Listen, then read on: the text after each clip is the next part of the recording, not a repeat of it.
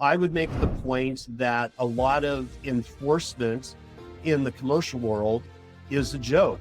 I think it is very easy for someone who is a less than fully honest person to fundamentally mislead the audience of attestations and reports. I'm going to say something provocative. We are not professionals in the sense that law, medicine, and architecture and civil engineering are professions. We do not have to get a license from a government licensing body. We do not, for the most part, incur any personal liability at all for the consequences of reckless or negligent decisions or recommendations we make. In fact, if you want a one-liner, provocative one-liner, it's interesting that the person who cuts my hair has to go through more government licensing than I do to make multi-million-dollar risk management decisions for Fortune 500 corporations. Had one of the most intellectually rigorous conversations on this series so far with Jeff Lowder, a cybersecurity and risk executive with 3 decades of experience across the US Air Force, Disney, CrowdStrike, and Microsoft.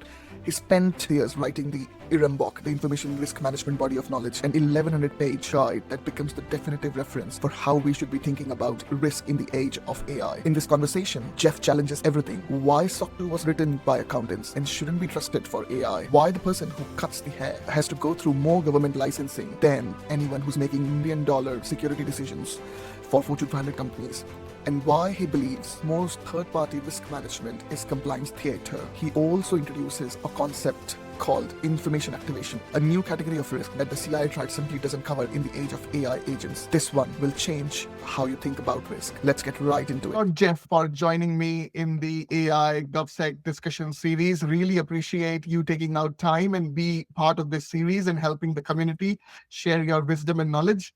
Can I ask you to introduce yourself? Because I think we have a lot of community members who are in Europe, who are in Asia, and I know you are on the other side from us. So would you mind introducing?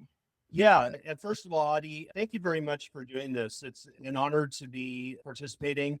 And I'd like to begin with a compliment to you, the research that you did in preparing for this conversation. You shared with me what some of the questions might be, and you clearly did your research. I read this and it was like, wow, kudos to you and your team. As far as who I am, my name is Jeff Lowder. I have 3 decades of experience doing information security. I've also picked up information privacy along the way. I'd have to think about how many years of experience I want to claim for privacy, maybe 15, 20 years. I don't know. I can't do the math right now in my head. But a key focus of my career has been risk management. That was actually one of the first things I did all the way back as an Air Force officer. I had an assignment where I had to conduct a risk assessment on the Air Force bases network. And we could stop me if I'm going into too much detail on this anecdote, but I distinctly remember at the time being a fresh college graduate who minored math, and I'd taken multiple courses on statistics and probability. I'm reading the regulation from the United States Air Force telling me how to do a risk assessment. And I get to the part where it talks about probability or likelihood. I can't remember which words they use, but I thought, oh, this is interesting. I wonder which distribution I'll be using. And I'm assuming that they're speaking the same language that mathematicians use. And I quickly realized that they provided no guidance at all. And I was wondering, well, where does the data come from? And I think this is the first question anybody has when they think about trying to quantify risk is, how do you actually do it? Here I was, someone who actually knew a thing or two about probability and statistics, and I couldn't figure out what in the world they were talking about. And so I actually went to my commanding officer and I asked him if he could pull strings and talk to one of his peers at another base and share their artifacts with me so that I could reverse engineer and do it. And so we did that. And to make a long story short, what I learned was that at that point in time in the Air Force, at least the unclassified artifacts that were shared with me, that they were just using high, medium, low. And it was basically people licking their finger and sticking it up in the air to see which way the wind was blowing. There was no rigor behind that at all, but that sort of stuck with me. And then after I got out of the Air Force, I had a consulting engagement with a major US health insurance company. And the project was to do risk assessment. And once again, this question of probability came up and it kept coming up. And then fast forward to around 2008, a luminary in the InfoSec community, he's passed away, but Don Parker had published an article in the Journal of the Information Systems Security Association, or ISSA, where he argued that information security risk management was a failed concept. And I ended up writing a pretty comprehensive rebuttal to Don Parker that was published by the ISSA in 2010. I can't remember if that's what caused me to come in contact with Jay Jacobs and some of the other co-founders of CIRA, like Alex Hutton. But shortly after that, I did come into contact with them. I helped co-found the Society for Information Risk Analysis, and I'm a past president. And then I decided to start writing the information risk management body of knowledge. When I started it, I never predicted it would take 13 years, but this is a volunteer effort. And I realized to do it right, I needed to, there was a lot of ground to cover. So what I actually have now is almost an 1,100 page book. And I'm not under contract. I think I'm doing it backwards from the way most authors do it. I don't know this for sure, but I think most authors go under contract and then they bust the deadline in their contract and the publisher's chasing them. My non-scientific sample of authors, 100% of them seem to follow that model. I decided to do something different because I didn't want the stress of the contract and a publisher chasing me. So I have a publisher chasing me to submit a proposal and go under contract, but I haven't done it yet because I wanted to make the manuscript absolutely perfect. So the manuscript is written. It's basically finished. The only thing I have left to do is finish proofreading the appendices. The glossary alone is more than 50 pages, and it's the glossary that I spotted some issues with. And I got burnt out last summer, so I just need to finish that off. Truthfully, it's probably 3 days of work, 24 hours left to go, and then I can submit the proposal.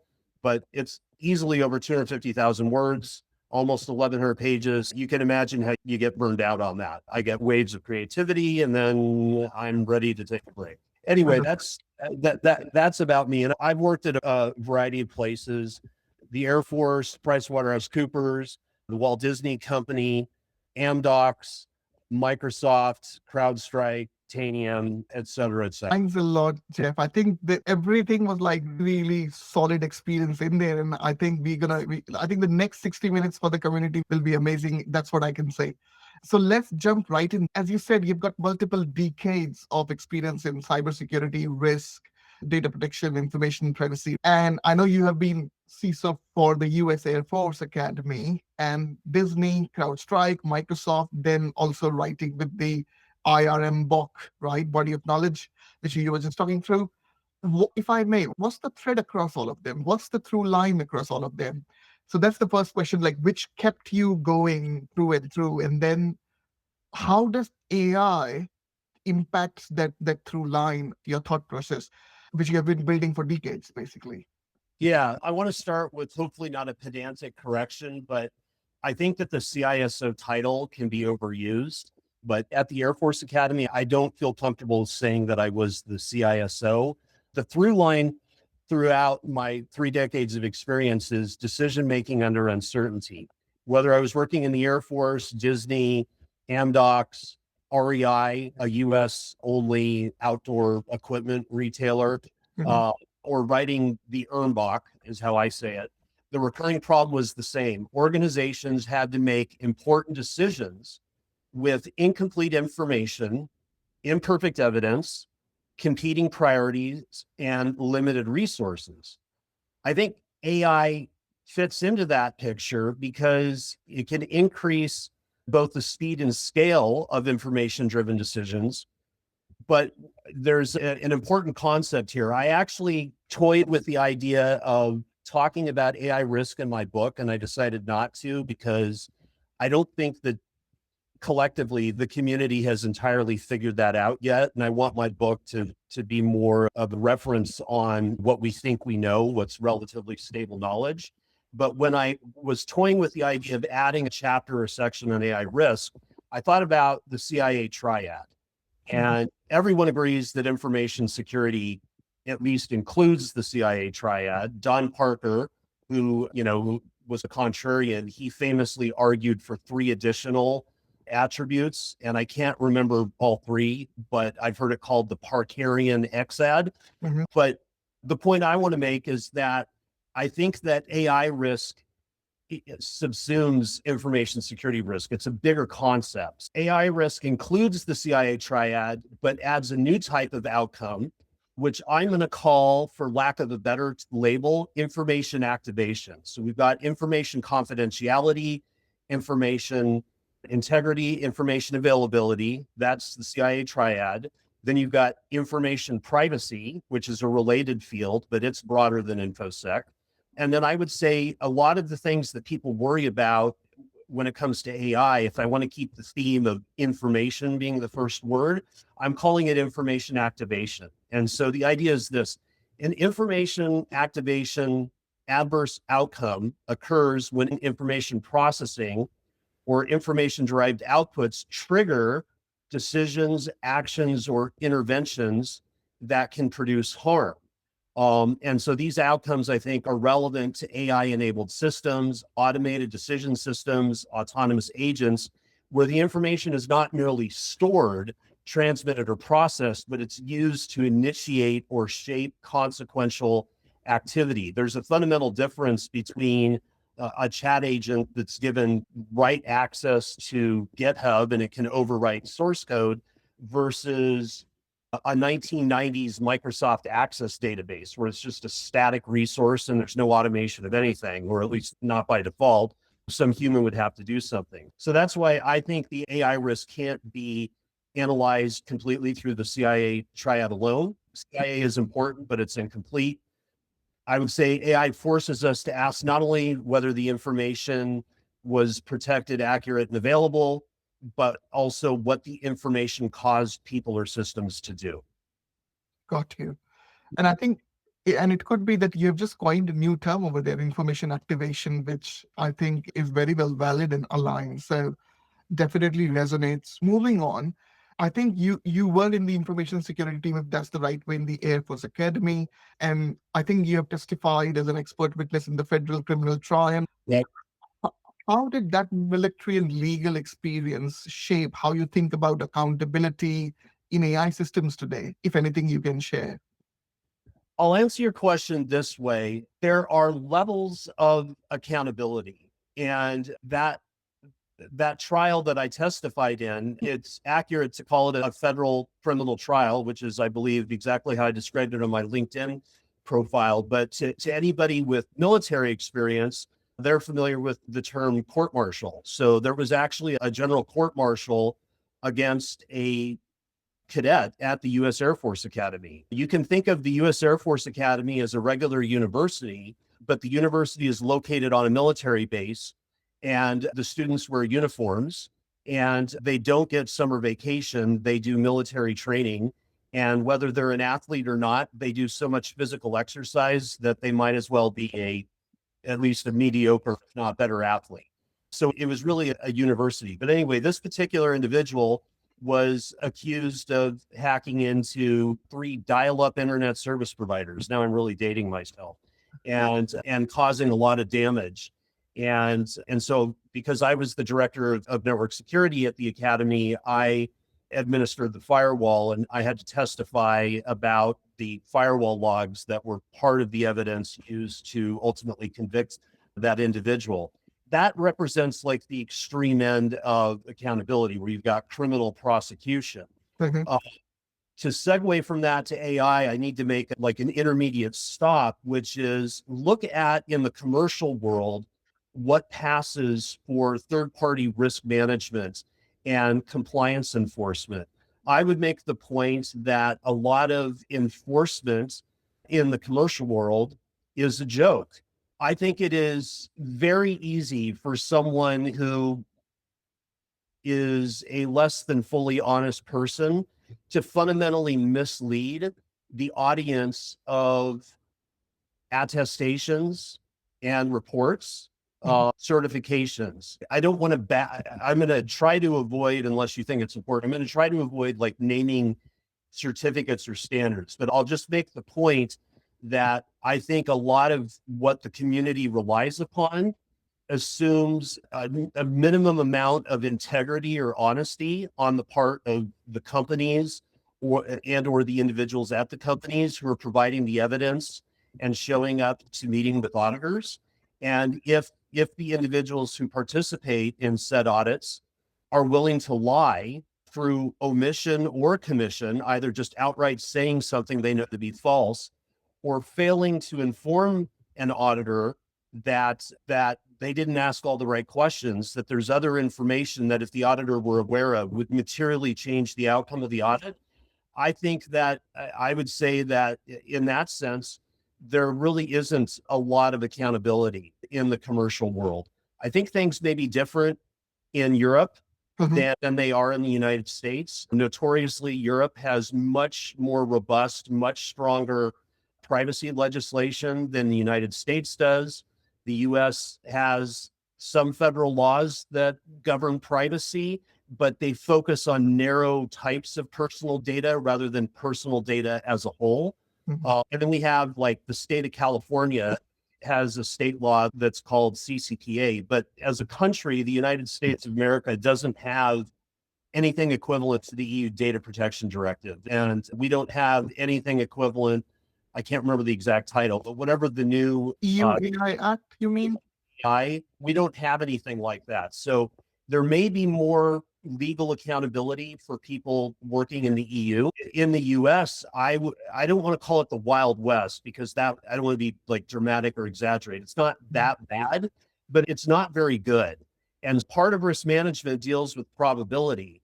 And I would say, if you think about it from the perspective of probability and logic, if all you know about a company is that they have an ISO 27001 certificate, or a SOC 2 standard, or I can't even remember what it's called now, but a few years ago it was called the US EU Safe Harbor Framework attestation. And I think it's now Privacy Shield or something like that. I would say if all you know is that a company has 1, 2, or 3 of the things I just mentioned, what's the probability that the company is actually doing the things that they're claiming? I think the way that a lot of people in the community think is that the probability is greater than 1/2. It may not be 100%, but it's much greater than 50%. If you force them to put a number on it, maybe they'd say 70, 80, 90, it doesn't matter. The point I want to make is I don't think that that kind of evidence even boosted above 50%. Here's one reason why. I'm old enough to remember when PCI data security standard was brand new, when the credit card, the payment card brands each had their own standards. And the PCI Security Standards Council was just forming. I think this is 2003. And so they adopted a new unified approach for all of the payment card brands. And for a while, I think it was until 2007, 2008, it was a Wild West environment for auditors who wrote ROCs, report on certification. And then what happened was the PCI Security Standards Council noticed a trend where a lot of companies that had supposedly passed their PCI audit and got a compliant ROC were having breaches. And so the PCI Security Standards Council said, reading between the lines here and maybe filling in blanks, but I think what happened is they did a root cause analysis, and what they figured out was that a large number of those breaches occurred at companies that never should have passed their PCI audit. And so they actually blamed the auditors. And so they imposed much more rigorous oversight on who's allowed to write a ROC. I've never been a QSA. I've always been on the receiving side of an audit rather than the conducting of a PCI assessment. But I just remember when all of this was going on, because I was working at Disney at the time. And fortunately, we were not a company that had a breach. But I guess the point I'm trying to make is there's That's a really significant example where we had a group of organizations that were not allowed to self-certify, which is what the US does for Europe when it comes to privacy. They actually had a third-party audit, and yet most or all of the breaches that occurred with those companies should never have been deemed compliant. So the audits were not deemed reliable.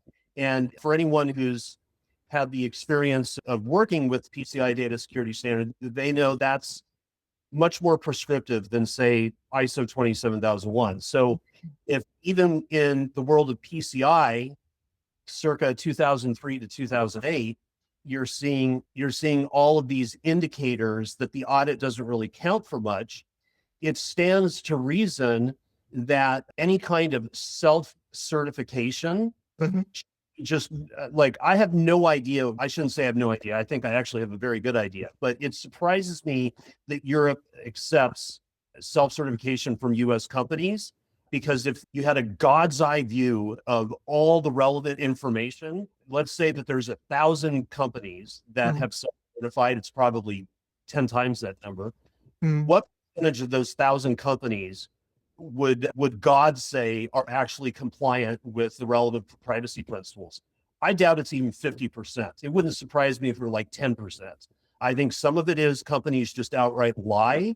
And I think some of it is just pure ignorance or not taking it seriously, reckless disregard for the truth as opposed to active deception. People don't normally think of risk management techniques as applying to logic and how you reason, but the point is we deal with probabilities all the time, right? Risk management is just one half of decision management. The other half is opportunity management. Risk is focused on what bad things could happen. Opportunity management is focused on what good things could happen. So if you're trying to make a decision about whether or not to do business with a company, whether you realize it or not, you're making a decision about how likely it is you think that they're doing what you want them to do based on what they're offering you. So whether it's an ISO certificate, a PCI DSS ROC, SOC 2 report, a privacy shield self-certification, whatever it is, you're making a judgment. And what I'm suggesting is this is just one data point. I have others that on the basis of what happened with PCI in 2003 to 2008, I think people should be extremely skeptical of their vendors. Of course, this is just my opinion. It doesn't have any legal weight. And if someone were to use the argument I just gave to push back on a cloud provider or whatever, it would be interesting to see how they respond. But I don't think that the industry as a whole has really solved this problem. Everybody bashes third-party risk management, and I guess I've backdoored my way into that topic. But in my mind, this is all linked because you're dealing with uncertainty. And that's fundamentally what risk is about. I think you made very good point. And I think you would have seen this a couple of weeks ago. We had that incident about Delve in the US. And I don't know if you know, this is a YC combinator startup company who copied the whole business model from another company and then started to certify SOC 2s to organizations where they were not even doing proper firewall configuration. You were kind, empowered with knowledge, experience, and the courage to talk about it. So I really appreciate it. Yeah, I'm very aware of the Delft situation. I haven't studied all of the evidence, so I'll speak in generalities rather than saying anything about Delft specifically. What I will say is, going back to accountability, I think the fundamental problem is the absence of, in some cases, the absence of enforcement, in other cases, ineffective enforcement, and in other cases, the lack of liability. So imagine if information security professionals were actually professionals. I'm going to say something provocative. We are not professionals in the sense that law, medicine, and architecture and civil engineering are professions. We do not have to get a license from a government licensing body. We do not, for the most part, incur any personal liability at all for the consequences of reckless or negligent decisions or recommendations we make. Whereas I don't know if you would use this word in the UK or Europe, But in the United States, we talk about malpractice for doctors and other medical professionals who do something that's just really bad. You go in for a heart transplant and instead they remove your liver. Like, simply no justification for that kind of mistake. And doctors would be rightly held accountable for that. But if a CISO, say, lies, either in writing or in their words when they're speaking to an auditor for a SOC 2 report, they can't be convicted of perjury. They're not submitting evidence to the US government, so they can't be convicted of violating the Federal False Statements Act. They actually haven't committed a crime. I'm not an attorney, so I can't speak definitively on legal matters. I don't know if there's some legal theory that would allow them to be held civilly liable, fleeting an auditor. Maybe there is, I don't know.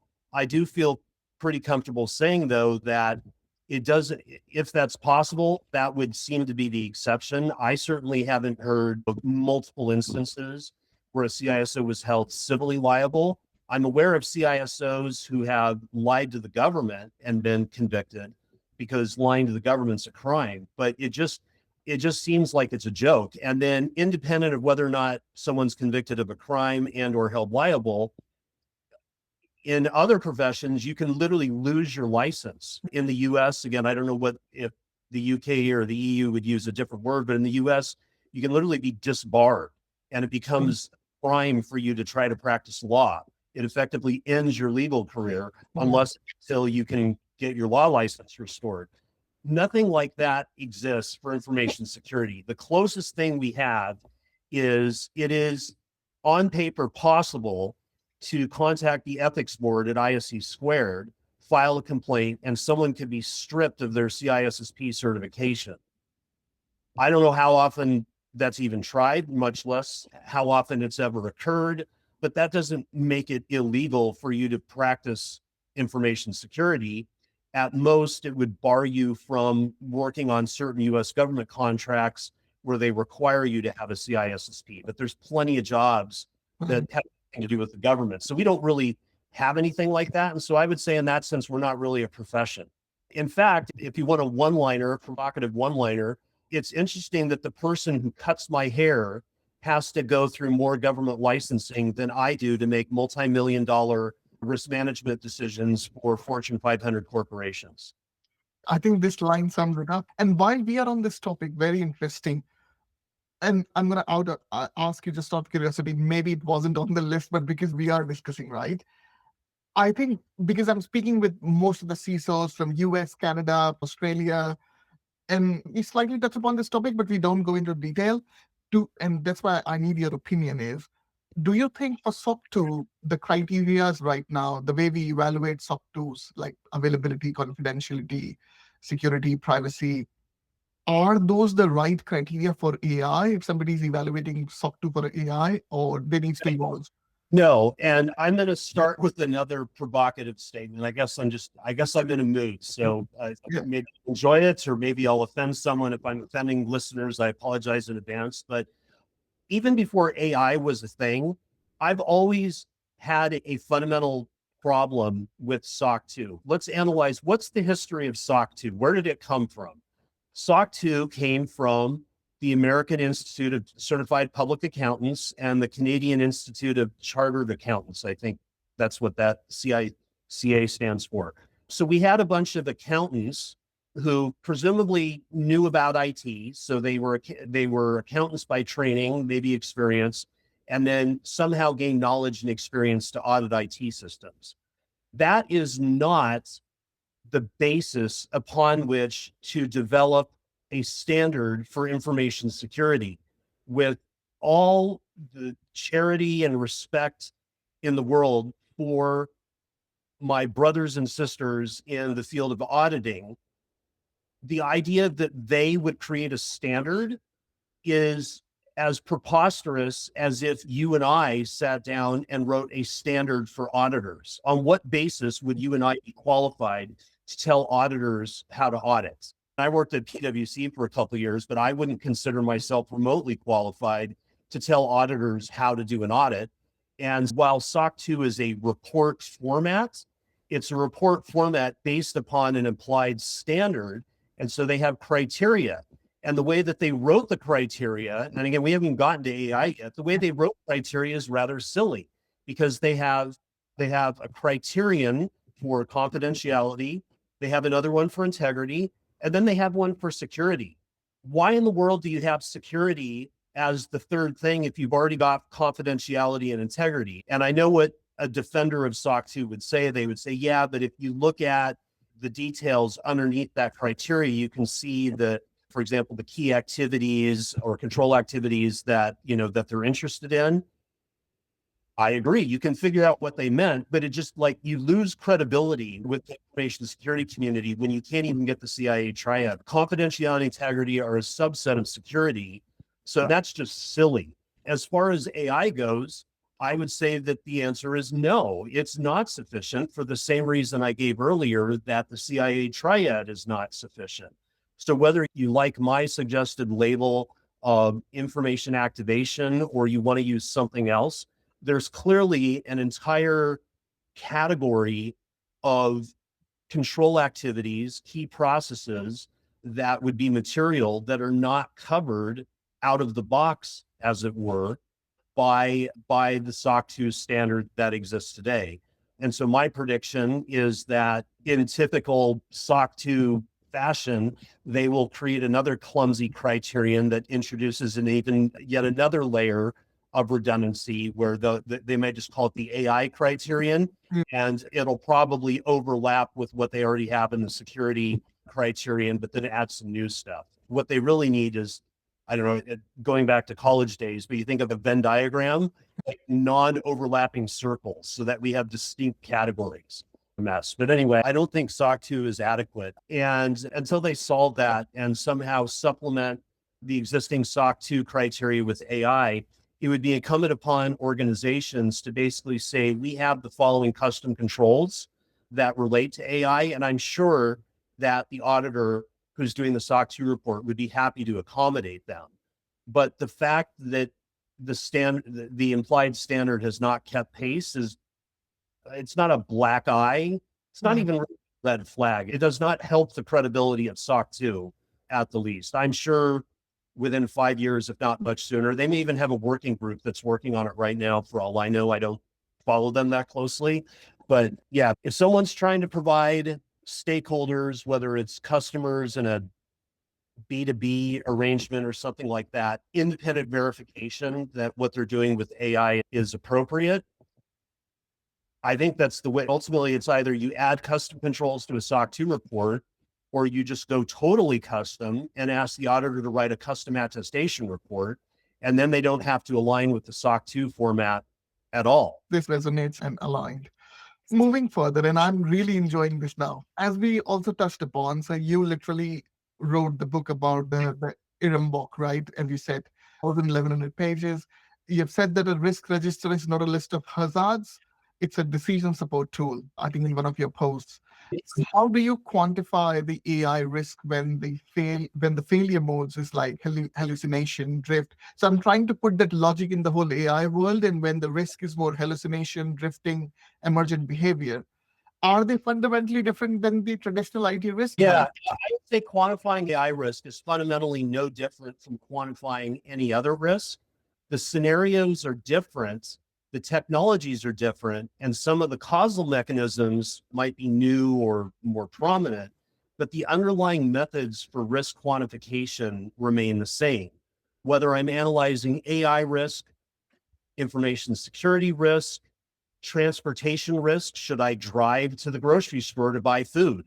All of this links back to a decision context. What is the decision I'm trying to make? The only good reason to do risk assessment is to make better decisions. You may have to fill a compliance checkbox because some law or standard says you're supposed to do a risk assessment. But if you think about it for a moment, why did the person or people who wrote that law or standard insert that compliance checkbox into the document? The answer is to try to force you to make better decisions. So start with the decision. What decision are you trying to support? The decision might be, should we allow our organization to use external AI services, or should we have something that is somehow limited just to us in whatever way that goes about. Are we trying to decide whether to deploy an AI chatbot, allow an autonomous agent to take action, use AI in hiring, expose regulated data to a model, or rely on model output in incident response? So first point, clarify the decision. And then the second is figure out the risk scenario. So in the book, I talk about decomposition, and I didn't come up with this. I don't know who did. This probably goes back hundreds of years, but it's a rather simple concept. You take a big problem and you break it down into lots of little problems. Mhm. And so the way I do decomposition is I think in terms of cause and effect. You have a cause that may or may not lead to an effect. That effect then becomes a cause, which may or may not lead to another effect. And in practice, I found that to actually decompose it in a way that helps you do the analysis, you're going to have 5 to 9 events. The first event is the starting point. The last event is where the company or the person suffers harm. So you decompose it. And decomposing AI risk is going to be different from decomposing traditional information security risk, again, because it includes what I'm calling information activation. Once you've decomposed it, then you go ahead and do the estimation. And so people will say, okay, but how do you quantify that? And I would make 2 responses. First is the whole way that people talk about quantitative versus qualitative is like grammatically, etymologically incorrect. Quantitative literally refers to quantity. It's the root word. Mhm. Qualitative refers to a quality. If you use words like high, medium, low, you may call it qualitative. ISO 27005 and 31000 call it qualitative, but they're wrong. A qualitative attribute of a risk would be, for example, that a risk is primarily concerned with financial data, not health data. That's a quality characteristic or attribute. In contrast, the word high describes a vague, fuzzy, possibly unknown to the speaker range of quantitative values. So the question is not, are we choosing between quantitative versus non-quantitative? The question is, what kind of quantitative are we doing? The advantage of using numbers is there's no translation required. Everybody knows what numbers mean. We have 50 years of scientific data showing that nobody knows what the words high, medium, low mean. And in fact, even when you tell them what you want them to mean, it goes in one ear and out the other. So all you have is an illusion of communication. You don't even have arguments or agreements. You think you agree or disagree, but you don't even know because you have no idea what the other person actually thinks the word means. So where do the numbers come from? This is where I'm just going to drop the name Doug Hubbard and the book, How to Measure Anything. He's the guy who, he didn't invent it, but he deserves credit for single-handedly popularizing the concept of calibrated estimation.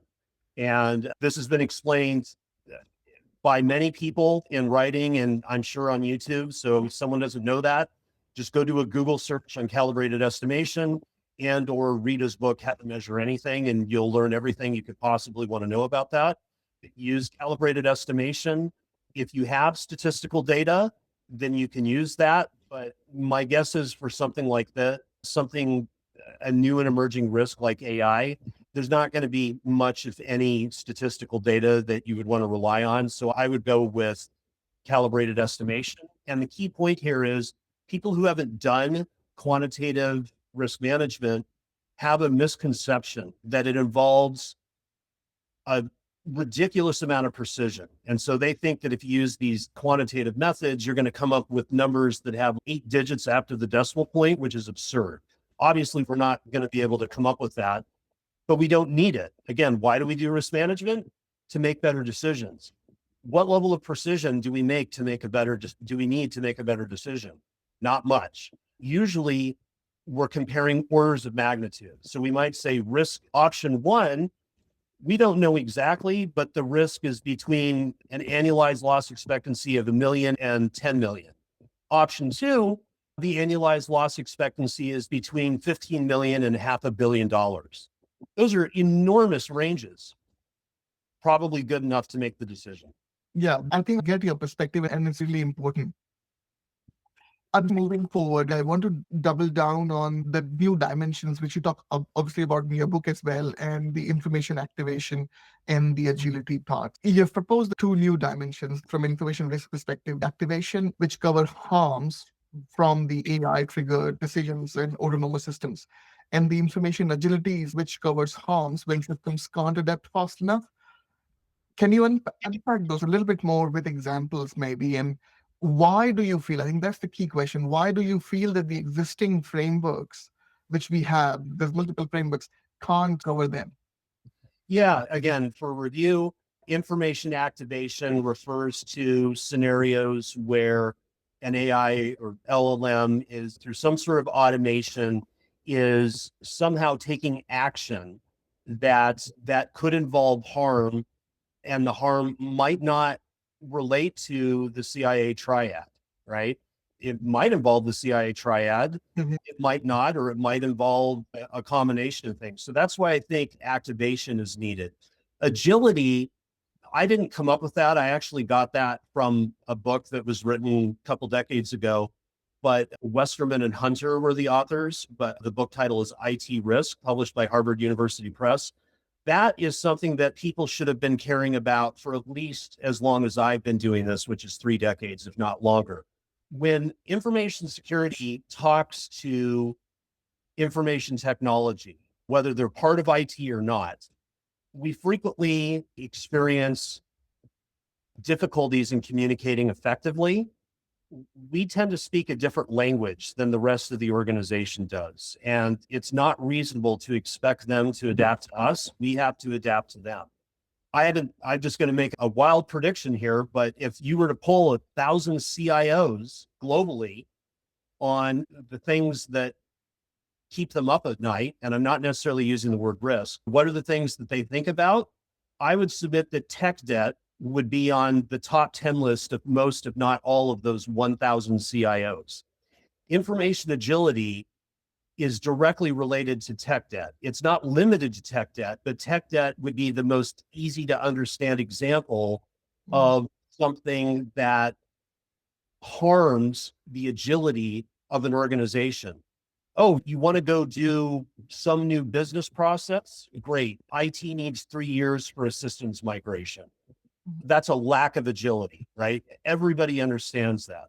And why did they need 3 years? Because you're using something that was written in the COBOL programming language back in the 60s, and there might only be 100 people on the planet who can write COBOL, although maybe that doesn't matter so much now that we can have an AI write the COBOL code for you. But you get the example.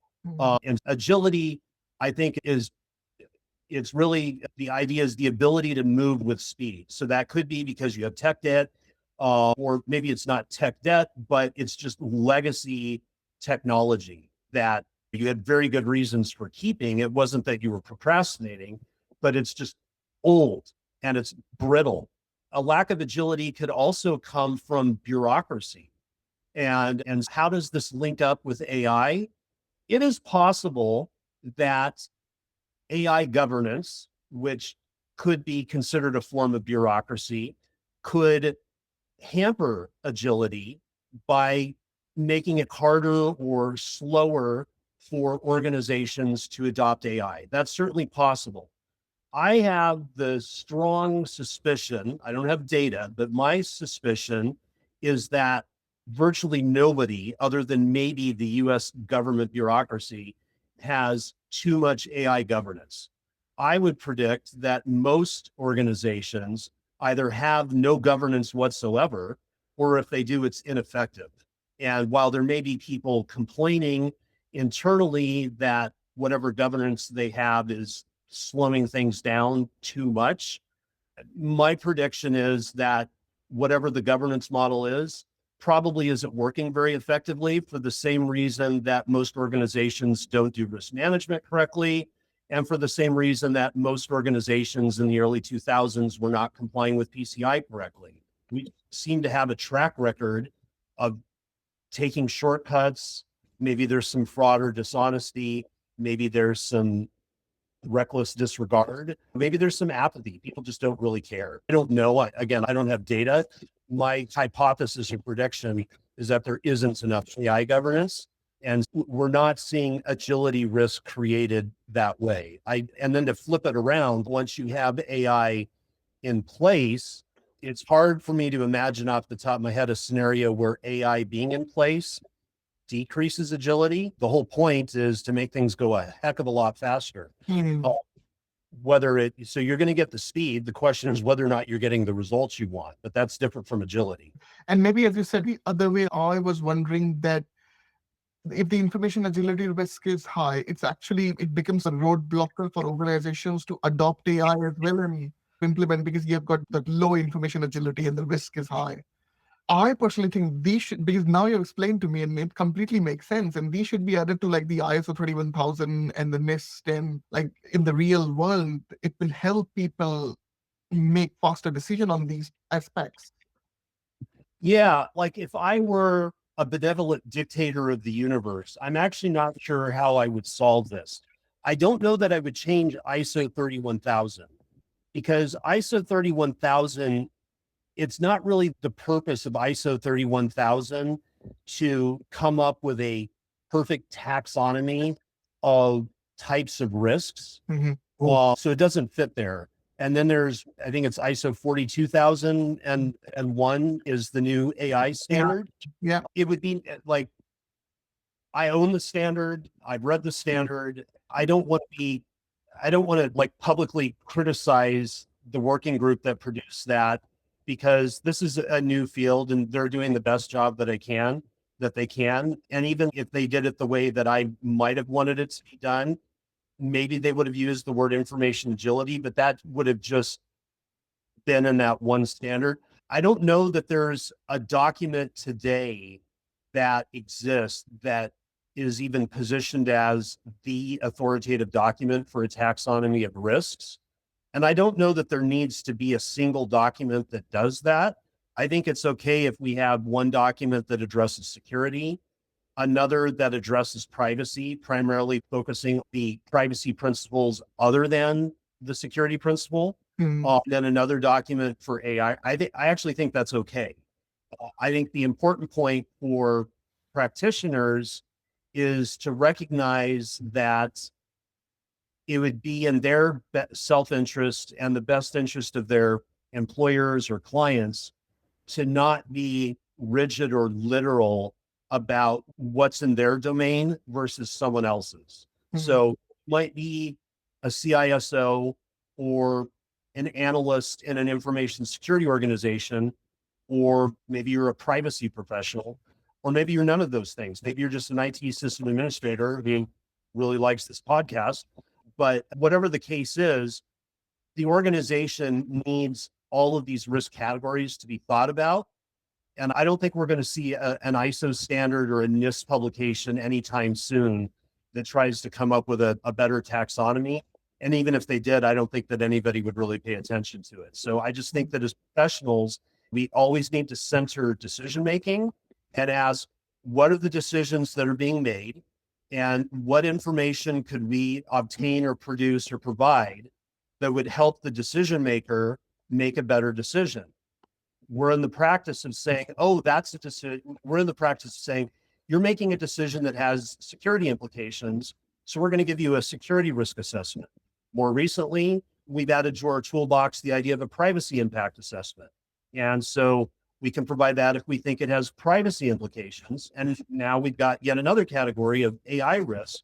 I think it's really upon us as a community to just get a seat at the table and to ensure that we're informed when those decisions are being considered. And then we provide the data to the decision maker in a way that they can understand fast enough that we don't become a blocker. Understand. Moving on, you have proposed a separation for GRC from what you call the AEO, like the architecture, engineering, and operations. And you have argued that blending both into a role creates unrealistic expectations, even from the role and the function. With AI adding the complexity to both sides, is the combined CISO role becomes impossible then? Yeah, I would say the issue is not simply whether the CISO role is becoming impossible because of AI.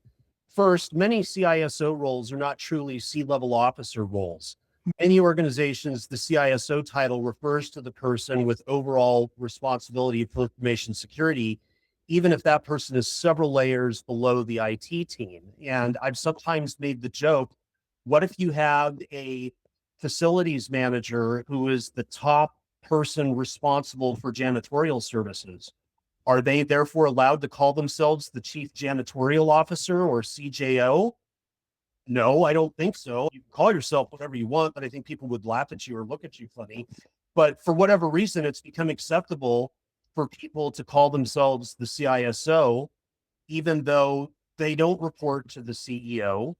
They might not even report to someone who does report to the CEO. And at least in the United States, on like certain Securities and Exchange Commission disclosures required for publicly traded companies, you'll see executive officers listed. I can't remember if it's the Form 10K or the Form 10Q or both, but you'll see like the CEO, the CFO, and maybe a couple others listed.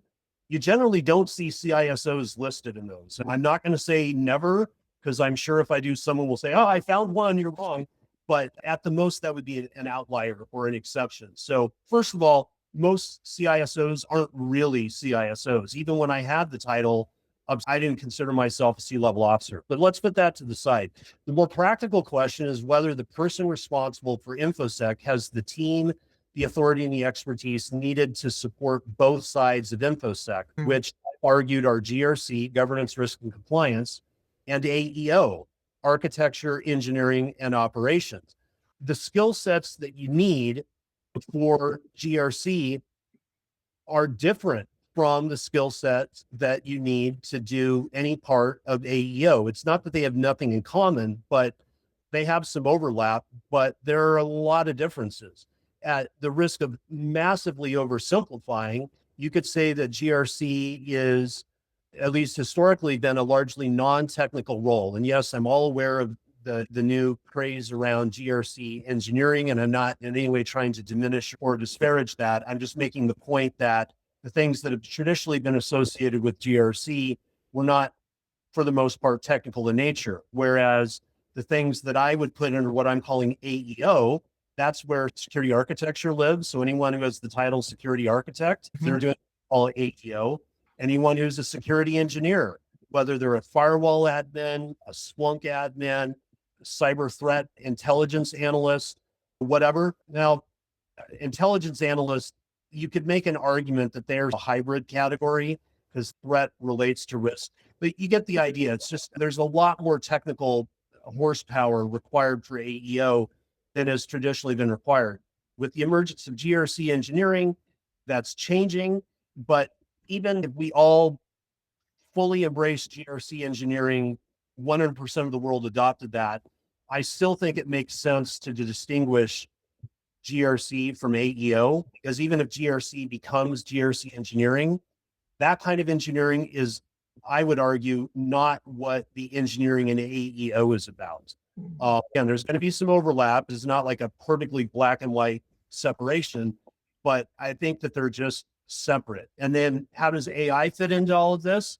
If you're part of a big organization where the CISO or top security person has a big team, I don't think that person needs to know everything, because that's why they have the team. So whether they're directly managing risk analysts and security engineers themselves, or they have managers or directors of GRC and AEO and they manage the directors, doesn't really matter. The point is they don't have to know everything. If, on the other hand, they're part of a small organization, then I would say that they probably already run the risk of having unrealistic job expectations, and adding AI to that just makes the problem worse, but it didn't create the problem. Understand. And just quickly, if you have to answer that, where does AI governance will sit between both? Will it sit more in GRC? Will it sit more in the AEO? Like, I can give you my opinion as to where it should sit. I would say it should sit in GRC if it sits in InfoSec at all. But I bet you that for a lot of organizations, not only does it not sit in InfoSec, it may not even be recognized as solely an IT issue, because legal implications, potentially HR implications. And so I'll bet you that a lot of organizations have cross-functional working groups or committees, and it may not even matter in a sense, because it's like, it's not going to belong to InfoSec and it's not going to belong to IT. It's truly like a cross-functional thing that spans a big chunk of a company. But if it were going to go in InfoSec, I would put it under GRC.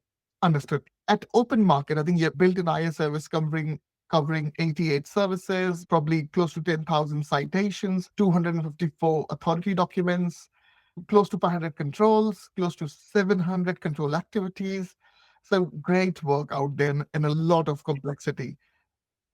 If this would have been today, if you had to deal with AI in the sense there are AI features in the products, AI tools used internally, AI agents getting deployed across business functions, how does, on a high level, those control frameworks, risk framework needs to evolve? I need to answer your question in two parts. The first part is how I think about control frameworks in general. And then the second part is how adding AI into the equation changes things. So for the first part, I think of control frameworks the way that librarians of old-fashioned physical libraries think of catalogs of books. I don't know how it works in the UK or Europe, but in the United States, maybe Canada too, I'm not sure. You go to a library and the librarian will they'll pick one of two systems for organizing books, either the Dewey Decimal System or the Library of Congress system. And every book in the library's possession is assigned a call number according to one of those two systems. When the librarian picks a system, let's say they pick Dewey Decimal, does that mean that the librarian has decided on behalf of the library that they are going to purchase every book in existence that has been assigned a Dewey Decimal number? No, of course not. It just means that if they have a book, they know what the number is, and the number tells the librarian what bookshelf it goes on and in what order on a shelf. That's what it does. It functions as an index. Control frameworks, I think of as systems like the Dewey Decimal System. So in ISO, you have clauses and then controls, and clauses, I know some people are going to bristle when they hear me say this, but I'm going to say that clauses are like a higher level of controls. They're still, in one sense, a control. They're saying what needs to happen, but they're very high level. But anyway, let's just take Annex A. You have all of the controls in Annex A of ISO.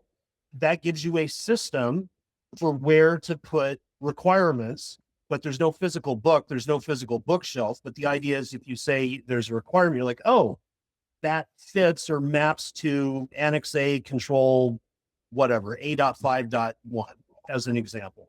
Whereas someone else might use NIST 853 and they'd say, oh, that control fits under AC-2, account management. We need, as professionals who, in an increasingly global environment dealing with multiple frameworks, we need a system for organizing requirements. I don't know of anyone who would disagree with that, but we need a system.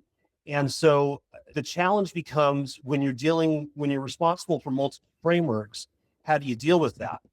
AI can help because you can give AI the task of harmonizing frameworks. And a lot of people use that. We could do a whole podcast on this, but spend a whole hour talking about it. But I will simply say it is my opinion that mapping controls from one framework to another is more complicated than it seems. And as a result, a lot of the mappings are inaccurate. Why does it matter? It matters because if you rely upon a mapping that is wrong, you may think that you are satisfying all of the requirements from all of the sources of requirements that you care about, laws, standards, frameworks, contracts, etc. But because the mapping was wrong, it turns out that you accidentally didn't implement one or more of the requirements. That's the impact of getting the mapping wrong. So to the extent that you care about implementing all of your requirements, that's how much you should care about getting the mapping correct. If it's really important to you, to have accuracy, then I don't have time to explain or defend it, but I'll just make the point that simply writing a simplistic prompt, like I've attached two PDF files. One is ISO 27001, which I'm sure would horrify whoever administers copyright for ISO. And I've attached a PDF file of NIST 853. I need you to map the controls from one to the other. You're going to get something that's going to be less than 100% accurate, probably less than 90% accurate. There is a way to write the prompts, but first you have to understand some concepts. This is more complicated than a lot of people think that it is. But not everyone is going to care. Some people, I think, are perfectly content to play fast and loose, which gets back to our earlier points about accountability and enforcement. I get the impression that some organizations sign contracts with other organizations with no intention of complying with them. And they have no process to ensure that the relevant parties are aware of all of the things the company has signed up to do in their contracts. And they're certainly not creating action items or projects to go implement the gaps that exist. So for some people listening to this, they might say, yeah, I see your point, Jeff, and we don't really care. That's not important here. Other organizations, however, I think would care a lot, especially with scenarios where someone could go to jail, or you could be sued, or the company could lose a huge contract, where the consequences are severe for not implementing requirements. If you're mapping control frameworks, you have a strong reason to care about getting the mapping correct. Understand. I think this is really helpful and insightful angle. So now we'll go into the looking ahead section.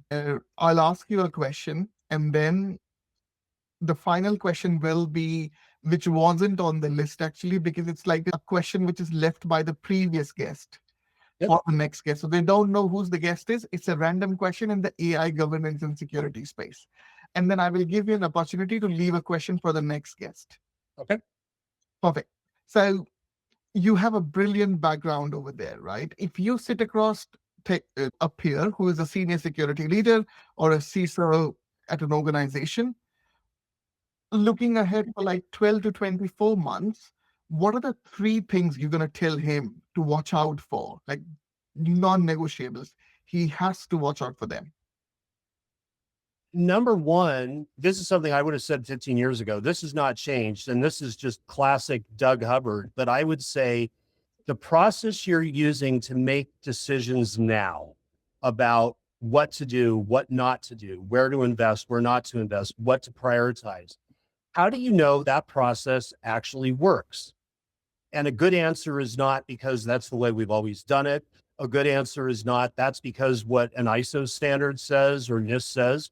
How do you know it actually works? Do you actually go back and look and compare risk forecasts, AKA estimates, to what happens? If you're at an organization that's had an InfoSec team for a decade or longer, you should be able to look at past risk assessments and compare incidents, and not just incidents, but you should be able to look. If someone predicts the weather, if I lived in Hawaii and the weather forecaster said there's going to be a blizzard tomorrow, I would think that's rather strange. And then it doesn't happen. And I might think, okay, maybe it was an April Fool's joke or something. But suppose that like for 30 days in a row, the weather forecaster predicts that there's going to be a blizzard on the beach in Honolulu. And it never snows, much less blizzard conditions. Would anybody listen? Should anybody listen to what that weather forecaster says? No, because they're wrong consistently. We're not like that. We're not in that bad of a situation, but I think that a lot of people are making decisions using methods that aren't at the level of a prediction of a blizzard in Hawaii. Instead, they're at the level of, we have no idea if what they're saying is accurate. The question is simply not asked. I think you could argue that one of the ISO clauses requires you to evaluate the effectiveness of the information security management system, but I don't think that many organizations in practice, when they apply that clause, specifically look at, do their decision-making processes, including risk management, do they actually work? So I think that's always been a requirement, and it's still a requirement today, even with AI. With respect to AI, I think that they really need to understand what AI is doing in their organization, and they should be skeptical that they understand it as well as they do. The safety engineering field has a technique called functional hazard analysis. You can go, someone watching this or listening to this isn't familiar with it, they can go Google it. Mhm. Functional hazard analysis is a top-down method of analysis where you analyze what are the functions of the system. And then once you have the list of functions, you brainstorm ways that it could fail and what the impacts of that would be. So you might say, if I'm designing an airplane, a failure mode might be that the pilot's commands to the engines don't work.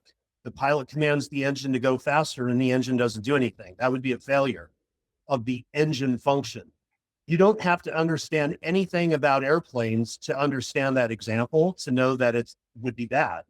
I would recommend that other leaders have in their top 3 list performing a functional hazard analysis of AI in their organization. And if they're using multiple models, they may want to have multiple functional hazard analyses, one for each model, but they really need to understand what it's doing. And it's not simply talking to the developer or the DevOps team that implemented some model or agent for their company. That's part of it.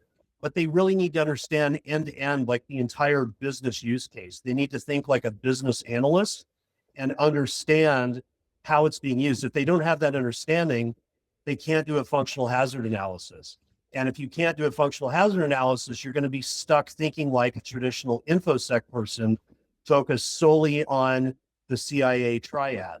The FHA approach, functional hazard analysis, even if I had never coined the word information activation, whether that word is in your vocabulary or not, an FHA would naturally force you to think about the precise issues that the phrase information activation captures.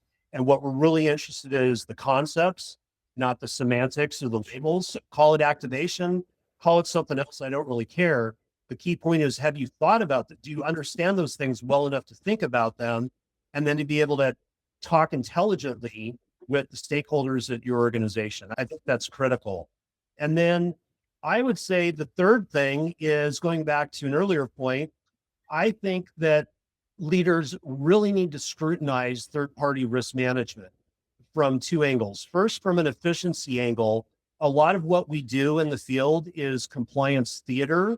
We go through the motions so that we can say that we did something, but it doesn't actually really reduce risk, right? Or if it does, the risk it reduces is the risk of being sued and someone said that you didn't exercise due care because you didn't do any oversight of your vendors. So it addresses that risk, but it's horribly inefficient.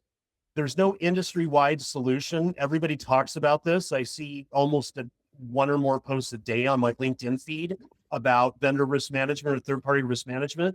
So everybody knows that it's broken, it's inefficient, it's compliance theater. So there's a motivation there to optimize the efficiency of your own house, get your own house in order. But then the flip side is, that's like avoiding a negative or decreasing a negative. On the positive side, I don't have the solution. If I did, I'd go start my own company. I would encourage people to think about wherever you're working, whatever's causing you to do third-party risk management, really make some time to sit back and think, why are we doing this? You may have a compliance reason, fine, forget about it for a moment. Like, why do we really care? What are the scenarios where an information security analyst doing a third-party risk assessment would produce information that would actually change the business outcome? Start with the end in mind. If you're doing a third-party risk management, that implies that it's at least theoretically possible that the outcome of the risk assessment could cause your company to not choose a vendor. And if you've already chosen the vendor and it's a follow-up assessment, it implies that it's at least possible that your company would cease to do business with the vendor. So this goes back to what are the decisions we're trying to make. That I know I'm a broken record. That really is the most important concept. So if that's like the real business driver for getting the compliance theater, filling a compliance checkbox, then ask yourself this question: what would have to happen for the business to agree to not pick a vendor solely because of what was identified in the third-party risk assessment? Or if it's an existing vendor, what would have to happen for us to terminate the contract? We talked about agility. Odds are, if it's an important vendor, it's not as simple as just saying you're fired. You'd have to say Salesforce or SAP, say there were, hypothetically speaking, some problem and the CISO wants to terminate the contract with one of those companies. That is, even if that were the right decision, and I'm not saying it is, but even if that were the right decision, that's not a trivial decision, right? You're talking about multi-months, possibly more than a year of implementation work, not very good agility here.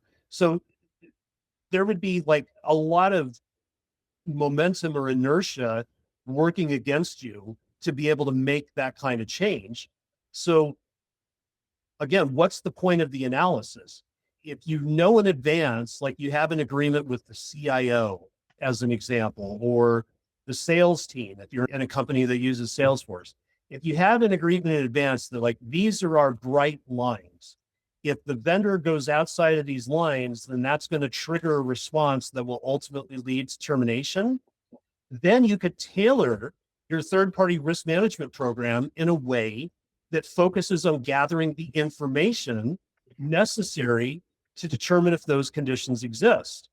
Now, someone might say, okay, I agree with everything you've said, but there's other stuff we want to know that wouldn't trigger contract termination. It might trigger a credit or severe. Fine. Make a list of those conditions. But then once you're done and you have a list of those conditions, I would argue that you should not be collecting any information in your third-party risk assessment that doesn't relate to at least one of those conditions. Because if it doesn't relate to one of those conditions, what's the point of collecting it? You can like say they're using SSL, but their DNS registration has a typo in the name of the technical contact. Does anybody really think that's relevant information in the context of vendor management? I would say no. At most, it suggests a lack of attention to detail to the person who typed in their name. That's not going to cause you to cancel a contract with a vendor. So that's like a trivial example. I can't think of something that would be like what would come up in a third, like maybe as part of your existing third-party risk management program, you ask questions like, are your policies reviewed once a year? And suppose they say no. What if it turns out they review them every 2 years, unless there's a reason to do it more often than that?